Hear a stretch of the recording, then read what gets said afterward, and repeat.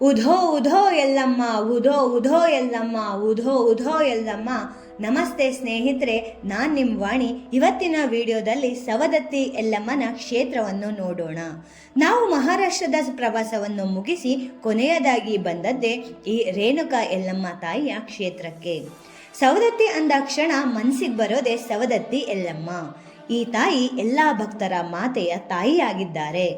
ಈ ಕ್ಷೇತ್ರವು ಸವದತ್ತಿ ಎಲ್ಲಮ್ಮನ ಗುಡ್ಡ ಬೆಳಗಾವಿ ಜಿಲ್ಲೆ ಸವದತ್ತಿ ಪಟ್ಟಣದಿಂದ ಕೇವಲ 5 ಕಿಲೋಮೀಟರ್ ದೂರದ ರಾಮಲಿಂಗ ಬೆಟ್ಟ ಗುಡ್ಡಗಳ ನಡುವೆ ನೆಲೆಸಿದ್ದಾರೆ ಎಲ್ಲಮ್ಮ ದೇವಿ. ಭಾರತಾದ್ಯಂತ ರೇಣುಕಾ ದೇವಿಗೆ ಭಕ್ತರಿದ್ದಾರೆ.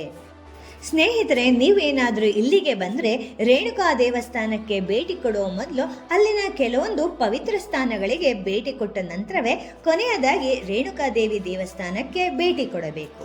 ಏಕೆಂದರೆ ದೇವಸ್ಥಾನಕ್ಕೆ ಭೇಟಿ ಕೊಟ್ಟ ನಂತರ ನೇರವಾಗಿ ತಮ್ಮ ಮನೆಗಳಿಗೆ ಹೋಗಬೇಕು. ಆಗ ಮಾತ್ರ ದೇವಿಯ ಆಶೀರ್ವಾದ ಸಿಗುತ್ತದೆ ಅಂತ ಅಂದು ಇಲ್ಲಿಯ ಭಕ್ತರ ನಂಬಿಕೆ ಇದೆ.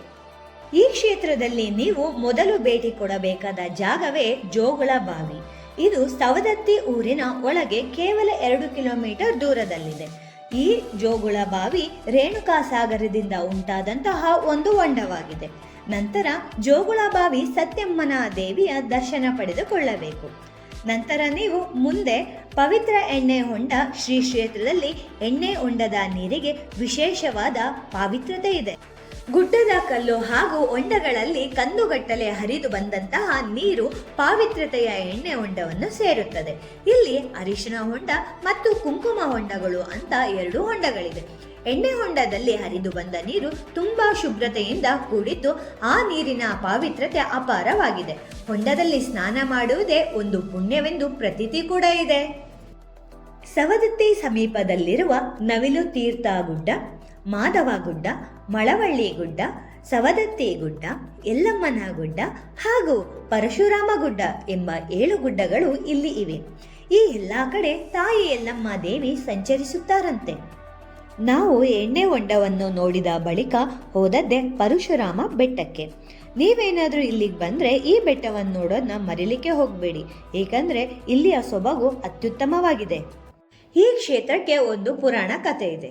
ಏನಪ್ಪಾ ಅಂತೀರಾ? ಈ ಪರಶುರಾಮ ಇದ್ದಾರಲ್ಲ, ಇವರು ಬ್ರಾಹ್ಮಣ ಸಪ್ತರ್ಷಿಯಾದಂತಹ ಜಮದಗ್ನಿ ಮತ್ತು ರೇಣುಕಾದೇವಿಯ ಪುತ್ರರು.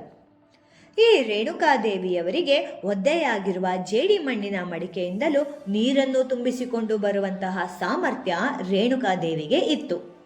ಒಂದು ದಿನ ರೇಣುಕಾದೇವಿಯು ನೀರನ್ನು ತರಲು ನದಿಗೆ ಹೋದಾಗ ಅಲ್ಲಿ ನೀರಿನಲ್ಲೇ ಆಟವಾಡುತ್ತಿದ್ದಂತಹ ಗಂಧರ್ವರನ್ನು ನೋಡುತ್ತಾ ನಿಲ್ತಾರೆ.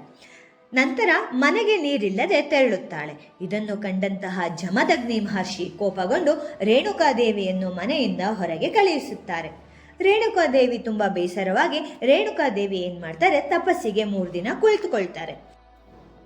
ಏಕನಾಥ ಮತ್ತು ಜೋಗೇಶ್ವರ ಎಂಬುವವರು 3 ದಿನಗಳಲ್ಲಿ ಗಂಡನನ್ನು ಒಲಿಸಿಕೊಳ್ಳುವ ಪ್ರತಿಯನ್ನು ಹೇಳಿಕೊಡ್ತಾರೆ. ಅದನ್ನು ಕಲಿತು ರೇಣುಕಾದೇವಿಯು 4ನೇ ದಿನ ಮನೆಗೆ ಹಿಂದಿರುಗುತ್ತಾರೆ. ಆದರೆ ಕೋಪ ಆರದ ಜಮದಗ್ನಿ ಮಹರ್ಷಿಗಳು ಪರಶುರಾಮನನ್ನು ಕರೆದು ತಾಯಿಯ ತಲೆಯನ್ನು ಕಡಿದು ಹಾಕಲು ಆಜ್ಞೆ ಮಾಡುತ್ತಾರೆ. ತಂದೆಯ ಮಾತನ್ನು ಪರಿಪಾಲಿಸಲು ಪರಶುರಾಮನು ಆಯುಧವನ್ನು ಎತ್ತಿದಾಗ ರೇಣುಕಾದೇವಿಯು ಅಲ್ಲಿಂದ ತಪ್ಪಿಸಿಕೊಂಡು ಹೋಗುತ್ತಾರೆ. ಹೋಗಿ ಎಲ್ಲಮ್ಮ ಎಂಬ ಹೆಂಗಸಿನ ಮನೆಯಲ್ಲಿ ಮರೆಮಾಚಿ ಕೂರುತ್ತಾರೆ. ಆದರೆ ಪರಶುರಾಮ ತಾಯಿಯನ್ನು ಹಿಂಬಾಲಿಸಿ ತಾಯಿಯ ತಲೆಯನ್ನು ಕಡಿದು ಹಾಕಲು ಹೋಗಿ ಎಲ್ಲಮ್ಮನ ತಲೆಯನ್ನು ಹಾಗೂ ತಾಯಿಯ ತಲೆಯನ್ನು ಕಡಿದು ಹಾಕುತ್ತಾರೆ. ಮಹರ್ಷಿ ಪರಶುರಾಮನನ್ನು ಮೆಚ್ಚಿ ವರವನ್ನು ಕೇಳಲು ಹೇಳುತ್ತಾನೆ. ಪರಶುರಾಮ ತನ್ನ ತಾಯಿಯನ್ನು ಬದುಕಿಸಿಕೊಡಿ ಎಂದು ಕೇಳುತ್ತಾನೆ. ಆಗ ಜಮದಗ್ನಿ ಮಹರ್ಷಿ ಪರಶುರಾಮನಿಗೆ ನೀರನ್ನು ಕೊಡುತ್ತಾನೆ. ಅದನ್ನು ತನ್ನ ತಾಯಿಯ ದೇಹದ ಮೇಲೆ ಚಿಮ್ಮಿಕಿಸಿ ಅವಳನ್ನು ಬದುಕಿಸಿಕೊಳ್ಳಲು ಹೇಳುತ್ತಾರೆ. ಆದರೆ ಪರಶುರಾಮ ಆತುರದಲ್ಲಿ ಎಲ್ಲಮ್ಮನ ತಲೆಯನ್ನು ತನ್ನ ತಾಯಿಯ ದೇಹಕ್ಕೆ ಜೋಡಿಸಿ ಬದುಕಿಸಿಕೊಳ್ಳುತ್ತಾರೆ. ಹೀಗಾಗಿ ಈಗಲೂ ಕೂಡ ರೇಣುಕಾದೇವಿಯನ್ನು ಎಲ್ಲಮ್ಮ ದೇವಿ ಅಂತ ಕರೆಯುವ ಪ್ರತೀತಿ ಇಲ್ಲಿದೆ. ಭಾರತಾದ್ಯಂತ ರೇಣುಕಾದೇವಿಗೆ ಭಕ್ತರಿದ್ದಾರೆ. ಹಳದಿ ಬಣ್ಣ ಅರಿಶಿಣದ ಭಂಡಾರ ಎಲ್ಲಮ್ಮಳಿಗೆ ತುಂಬಾ ಪ್ರೀತಿ. ಇದೇ ಕಾರಣಕ್ಕೆ ಸವದತ್ತಿ ಗುಡ್ಡಕ್ಕೆ ಬರುವ ಎಲ್ಲಾ ಭಕ್ತರು ಭಂಡಾರವನ್ನು ಹಣೆಗೆ ಧರಿಸಿ ಬರುತ್ತಾರೆ. ಇದನ್ನು ಪ್ರಸಾದದಂತೆ ಇಲ್ಲಿ ಬರುವ ಎಲ್ಲಾ ಜನಗಳಿಗೆ ನೀಡಲಾಗುತ್ತದೆ. ಹಾಗಾಗಿ ಅರಿಶಿಣವನ್ನು ಎಲ್ಲಮ್ಮ ತಾಯಿಗೆ ಹಾರಿಸುವುದು ಇಲ್ಲಿ ಮುಖ್ಯ ಸೇವೆಯಾಗಿದೆ. ಈ ಎಲ್ಲ ಸ್ಥಳಗಳಿಗೆ ಭೇಟಿ ಕೊಟ್ಟ ನಂತರ ದೇವಸ್ಥಾನಕ್ಕೆ ಭೇಟಿ ಕೊಡಬೇಕು ಅನ್ನುವುದು ರೂಢಿಯಾಗಿದೆ. ಅನಾದಿ ಕಾಲದಿಂದಲೂ ಕೂಡ ಇದು ನಡೆದುಕೊಂಡು ಕೂಡ ಬರ್ತಾ ಇದೆ. ಹಾಗಾಗಿ ನೀವು ಕೂಡ ಎಲ್ಲ ಕ್ಷೇತ್ರಗಳಿಗೆ ಮೊದಲು ಭೇಟಿ ಕೊಡಿ, ನಂತರ ಮನೆಗೆ ತೆರಳಿ.